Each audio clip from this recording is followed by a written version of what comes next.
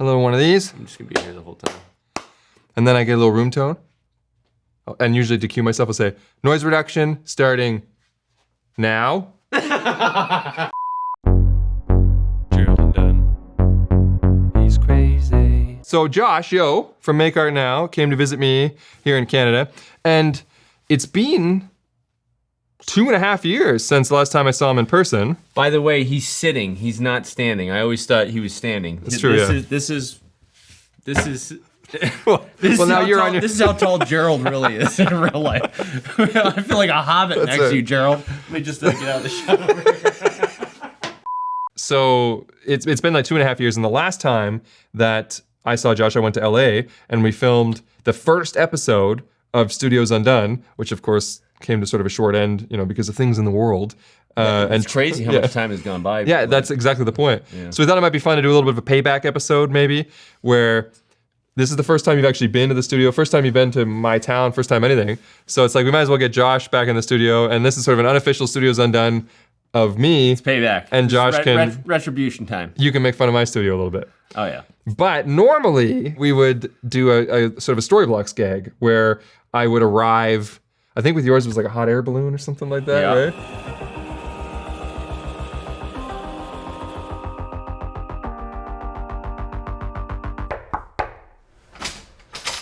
Gerald Undone. Is that a hot air balloon? So, Josh, why don't you tell the people how you got here? Just choose something, I'll find stock footage for it. I rode a dolphin, and then I jumped off a dolphin onto a boat. I took the deer out. Okay, so then you were riding a dolphin, whatever, and then now we're here. I would say, oh wow, Josh, you got here that way? That's impressive, whatever. And then normally this is when you would say, well, actually, it was Storyblocks. And then I'd say, that's because this video is sponsored by Storyblocks. And it is indeed sponsored by Storyblocks, because I'm just gonna go over here. Sometimes you don't have the shot you need, and there's no way you're gonna be able to go out and get it before you run out of time, run out of money, or run out of patience by completely derailing your creative momentum. And that's where Storyblocks comes in, Josh. Don't stop on my account. They've got subscriptions for every budget that give you access to a vast, royalty-free library with unlimited downloads, allowing you to use the footage worry-free for both personal and commercial projects. They're also focused on enriching their catalog with diverse and inclusive content to provide useful assets to creatives with varying needs and audiences. See that? Okay. This guy just botched it. Let me tell you about a jump cut trick, right? If the teleprompter's too slow and you liked your take up to that point, just stay perfectly still. Don't move, and then when the teleprompter catches up, just keep on reading the sentence, and it's a jump cut nobody will ever know. I do that all the time. Oh, really? But if Josh comes in the shot and starts clapping, it doesn't. Garbage mask, this part of it, track, and then replace duplicate. And this is all easily accessed using their intuitive interface with filters of 4K video at multiple frame rates, along with backgrounds and After Effects templates. If you've never browsed Storyblocks before, I think you'll be truly impressed by just how exhaustive their library is, and I encourage you to learn more about them by using the link in the description below. Oh, could you imagine being an actor and doing that on set, thinking everyone else knows that that's the trick, and then people be like, what are you doing? I don't mess up. I was in a pause. You messed up the jump cut. Back to one. Patrick, come in the shot, by the way. We were graced with Patrick, what's your name, Tomato? Patrick Tommaso came here to, you actually say it differently. I always give you like a little Tommaso. Tommaso. But you say... Tomato. No. Tommaso.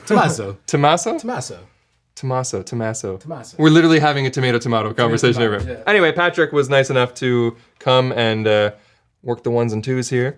And so he'll be providing our... My pleasure. He'll be providing our pleasure. This is actually an apartment complex. I don't know if you guys know that, but it's true. We're in is it a single bedroom apartment? Yeah, I got it. And here's the main entrance here. Let's see if we can turn on a light so you can kind of... And then you have his studio right behind here. So this is, why do you have this? Well, for the exact reason, imagine that this is Patrick's a delivery guy or something, and then you could see it all, and that's no good. And I did have people that would give me the old like, I've seen everything, I've seen it all. I didn't replace any of the bulbs. A lot of people like to take their home studio thing and put in nice bulbs. I'm just using the stock. What do you think these are? 3200 Kelvin. Maybe they're like a soft white. You didn't measure the TLCI on that? They're terrible. They're just like terrible fixtures, whatever. Same with the ones in the kitchen. So you used to live here. Yes. But you don't live here anymore. Correct. I got this place to be both studio, bed, bathroom, just kind of like get work done. And then Several months into doing that, I moved in with my partner at her place to make this just a studio, and I just travel back and forth. It's not too far away. And how many days a week are you here then? A couple times, like 2-3 times a week, depending. That's it. You're only here. I do all the editing at home, and if I can do testing and stuff, like, I mean, the stuff that like, if you're just fiddling with the camera and you're making notes, I can do that at home. I come here to do the like studio stuff, shooting, whatever else, Okay, and so you're only here 3 days a week tops. Yeah, sometimes more, sometimes less, Okay. but that might be a good average.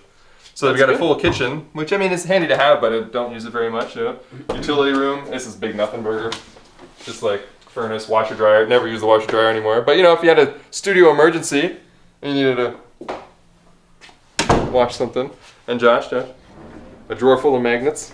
Oh, that's nice. So take us in. Sure. So that's a bathroom. That's the bedroom, which is now just like a staging area. But this is the main thing, and then we got these Caleb Pike inspired. Well, we have here wheeled C-stands here with some sort of cross beam that you have just clamped on there, and then you zip tied this or Velcro. Yeah, exactly. It looks like it's Velcro tied sound blankets. That's pretty cool. Normally I have it lit kind of dark, but Aperture, this is their 600D Pro, and this is in silent mode. So right now it's at 33% power in silent mode, like this. But if I'm willing to take it off silent mode, now it's on 33% power in smart mode, and we can turn it up to 100% power. Dude, that is actually quite right. So when you were like, do we need to open up the windows? Like, we don't need to open up the windows. It's like, because it almost makes it seem like there's just like a giant skylight in here. You can compete with the sun here. What's a good level here, Patrick? Lower. Lower. Lower. That's good. So that's probably where it was. This light is overkill for what I need. That's a fact, right? But if you have a light that's overkill, you can often run it so low power that it doesn't make any noise, or that you're consuming a lot less power. So why are you using this to light up the ceiling, or is it more of just to try to light up your background? Yeah, if I turn it off, you'll see it's mainly just like kind of like a fill thing. Yeah. That's without. It's very moody now, right? Yeah. This is how I would shoot my stuff. Yeah, and it's fine, but I often have products and stuff, and if I shine a light here to like get the product, which is what I used to do, it gives you kind of a clamshell look. Yeah. So now with this one, it just I can just like lean it a little bit and it catches some of this. It bounces off the whites. It raises the whole environment up a notch. And what do you have over here? This is a Godox VL150, which is like I guess the equivalent of like an Aperture 120. I was using this as a test one time, and then just never took it down. And this is your rim light, putting this nice edge right on your shoulder here. And then you have your key light over here. Yeah, that's the 300 300X. Oh, what's so special about that one? Well, is that the one that's multi? Yeah, so you'll notice it seems weird. It's set to 6200 Kelvin. I use the 300X so that I could tweak it while holding the Sekonic until the overall vibe of the thing came into 5600 Kelvin. The overall vibe, this is color corrected with an overall vibe. Yeah, well, it sounds weird, but like if I run all at 5600, then they don't all run at 5600. So I was using this one as the one to compensate for the different lights and the different bounce and stuff. Now, do you find that these two match up more because these are both apertures and this one is... No, but I think it's because the lantern versus the material, the light dome, or whatever. I think that's what's making the biggest difference. Or one is older, so the light sometimes green up over time. It's hard to tell, and different lights are bouncing. Does this one go full RGB or no? No, this one's bicolor. Okay. I don't have any of their RGB ones, but they did. They have the new one that's coming out that haven't reviewed that one yet, I guess, huh, Gerald? I haven't, no. So what I take away from this is coming back to one of our podcasts where you were like, it's overrated. These parabolic softboxes. These parabolic softboxes. They are. It's overrated. And then I come in here, boom, boom, boom. You know the reason why I use one up there, though? I used to just run the Fresnel. Yeah. But if you notice... Casting a shadow. Yeah, the shadow is harsh. So it would be like that kind of shadow. So instead I get kind of like a softer shadow. That's all it was. It was annoying me. If you don't have the table in the shot, go with a hard light. If you do have the table in the shot, you got to like diffuse your hair light. All right, so you got this nice table. This is really cool. This was made by a friend of yours. Thank you for pointing that out. This would be something you would care about, the table. Yeah. Well, this is great. This is like specificity. There's a guy named Tom who lives not too far away from me in Southern Ontario, and he does like bespoke things like this. He makes all kinds of fun stuff. He had a slab of walnut. This is walnut, and he knew about sort of a little bit of the themes of my channel, and he thought that if he put a certain stain on it, that it would kind of work with the purple. You know what I mean? It is very nice. It looks luxurious. Got the live edge. Except for this little nick right here. Tom. I'm looking at a teleprompter here. Yes. What's behind that teleprompter? Okay, so this is actually new. This is an update. I don't think I've talked about this on video before. This is an A7 IV. People might remember that I had an A1 on here because I made a video about it, like why I'm switching to the A1 from the A7S3 or whatever. So this is an A7 IV. I swapped one of my A1s for two A7 IVs. And I did this for a reason that became moot. So I love the A7 IV.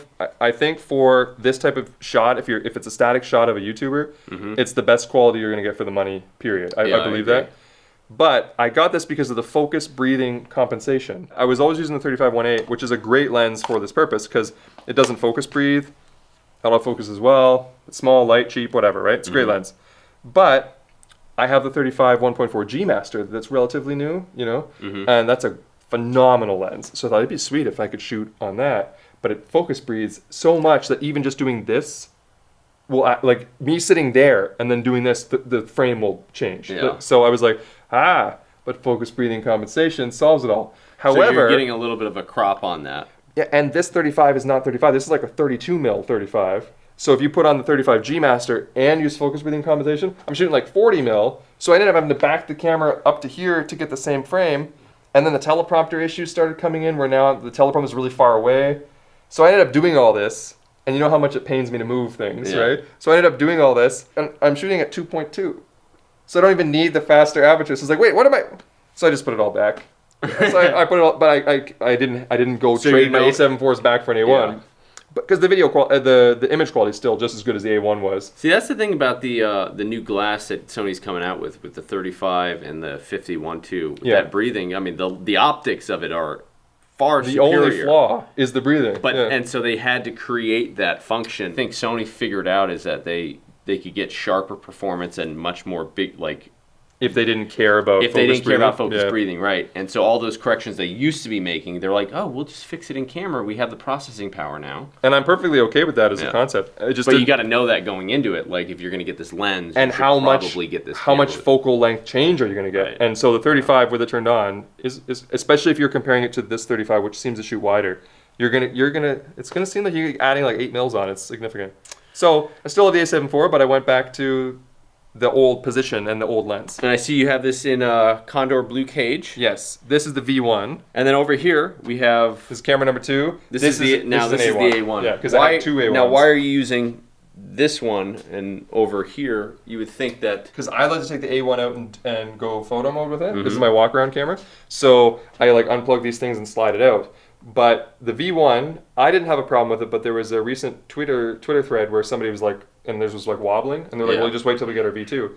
I always put the little, what do you call it, eyelet screw in. Yeah, if you can see right here, I don't know if you guys want to see this, but they put a little thread right in here, and you could just drop a screw in. This screw right here, I could put it in there, and it would lock this part in, so it wouldn't wiggle. Yeah, exactly. It locks in on both sides, so it makes that. Yeah, and the V2 has both sides. The V1 doesn't. But you don't need that anymore because they added this. Can you see this level? They added this level that you can actually unscrew, and it slides in the shoe, and so it pinches the shoe of the camera to the cage. So right now you have 4 points of contact. It actually doesn't wiggle a lot on its. This is with no contact, and it's not wiggling much. You can slide this guy in like this, and then that's pretty quick. And it even adds a little bubble level on top. Oh, that's great. And then now it doesn't move at all, and it's still fast. Their engineer over there is very good. Yeah. And lens you're using here is the Sigma. That's the Tamron 35 to 150.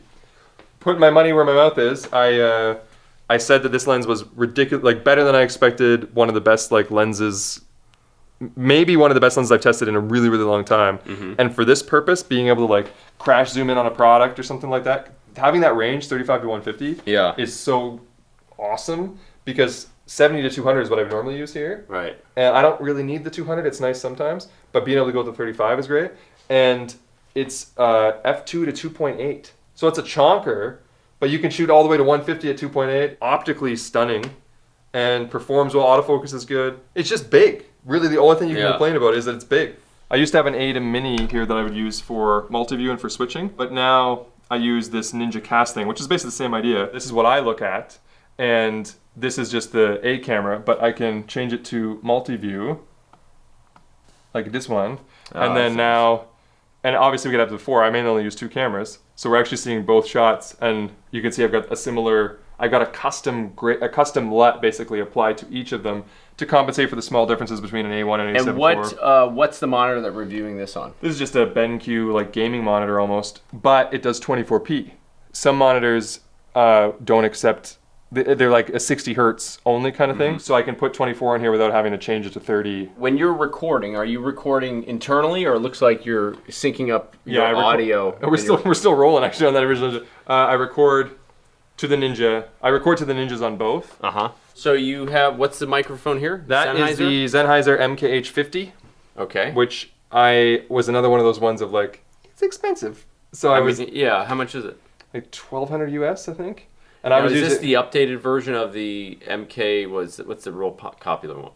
You might be thinking of the 416. Yeah. Different purpose, different mic. The 416 is the shotgun, right? This is like shorter dialogue. I mean, this is still a shotgun, but it's... Yeah, these ones are like, they boom them like for close dialogue kind of thing. Indoor dialogue too, where the 416 has more versatility outdoors as well, because you got more reach on it. Yeah.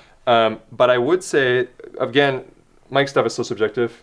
You got to check the mic in your environment with your voice and everything else. Right. But for me, this mic is magic on my, and people, I've had people, I think it was Chris Howe, iPhone Do, who like saw it when I switched and was talking with like, what mic is that? And then they went out and bought the mic and also love it. So I'm not saying you buy a $1,200 mic and all of a sudden it's going to change your world, but I am saying it is noticeable when you're using that microphone that there is an improvement. Yeah. But you don't need to get it. The 416 is also like... It's $1,000. But it's like 20 years old too. Like that. So the mic is running up. Yeah, just XLR here, cable to... And then you're recording 32-bit float with... I am, to the card. In post, then you're just syncing it using resolves. No, I do it all manual. That's why I did the claps. So I actually line up the... Here's something that's fun. So you do claps, and if you roll for a long... People don't notice this because they don't record as long as I do usually. I leave things running for 2 hours, whatever, then the shoot's done. Everything drifts a little bit. And if you're not using time, if you're not like jamming it, the rate at which your camera is recording and the rate of that thing, you have a sync in the beginning, and then at the end, it's just slightly off. And so, for instance, with this setup, I take the recording from the card and I change the speed from 100% to 100.004%. And that makes it so that it will, after 2 hours, will still be perfectly in sync with the A7 IV. But when it was the A1, it was the other way. I set it to 99.9995%. So it's funny how switching the camera, the one's slightly faster than the other one, because I'm using the same Zoom F6. And if you do that manually, it helps. You just get a little bit better sync, you know? So that's what I do with my time. Wow. And he's only here 2 days a week. Right. You got 2 different sets of sound panels here. These ones I made. I think I still have a video up. I do have a video up on this. It's old, but I made these ones. Get some wood, put some like rock wool in them or whatever, wrap them. They're okay. They do okay. And then I had these ones professionally made. So your sound panels are actually attached by magnets. Gerald, I noticed that your studio could use an orbit. Oh God. No, it's super easy to set up. I know you're worried about like install time. This is gonna be a breeze, buddy. And there you go. You're good. Let me get...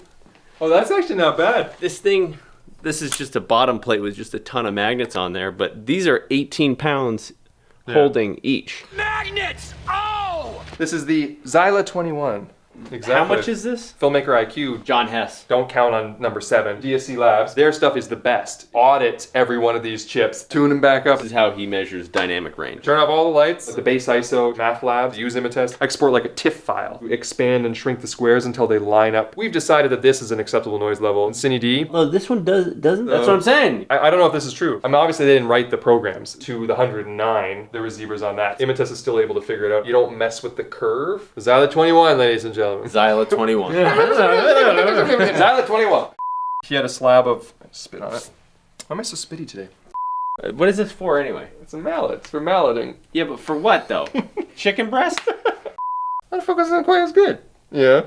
These 2 aperture bags are empty, and not to be touched. The claps. You do claps. Ah! So I'm actually jamming it, just slightly off. Thwank! We're in business! He didn't ask about how my batteries are all perfectly laid out. You didn't, it's like there's so many things to pick on me. You went easy on me. Normally. You've given us a very detail-oriented show of just the neurosis that you have going on in your brain on a constant basis. All right, I'm out of here. I can't take any more of this. Wouldn't have it any other way.